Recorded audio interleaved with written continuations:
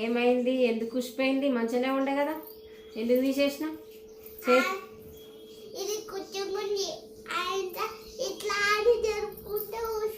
ఇరగొట్టినావు, మధ్యలోకి ఇరిగింది, అది కనబడుతుంది. వీడికి ఇరగొట్టిన తర్వాత మళ్ళీ ఇది పెట్టవా అంటే ఎట్లా పెట్టాలి? దేవుడు 2 చేతులు ఇచ్చాడు ఒక మనిషికి కదా, మరి అవి 2 చేతులు నీకు కూడా ఇచ్చిందిగా, పెట్టుకో. నా పైసలు నాకే ఎత్తివా.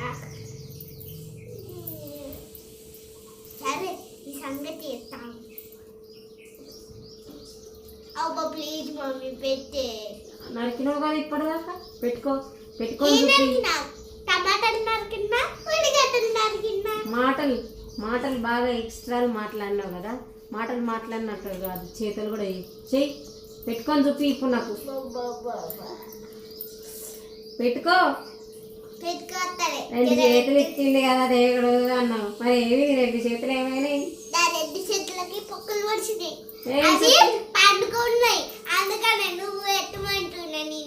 నేను ఖాళీగా లేని పని చెప్తున్నా, నేను పెట్టుకో. పని?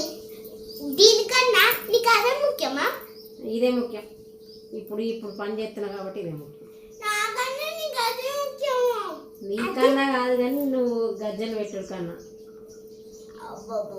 ఇది సిల్వరే, మళ్ళీ పోయినానుకో అసలు దొరకదు. మళ్ళీ నువ్వు ఏడుతావు, అయ్యో నా బిడ్డ గజ్జలు పోయింది, అయ్యో నా బిడ్డ గజ్జలు పోయింది అని ఏడుతావు. వీళ్ళంతలో ఏడుతావు.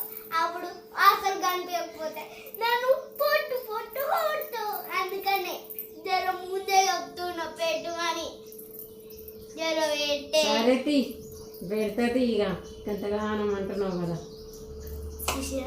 మా మమ్మీతో డబ్బిచ్చి గద్దెలు పెట్టించుకుంటున్నాం. అలా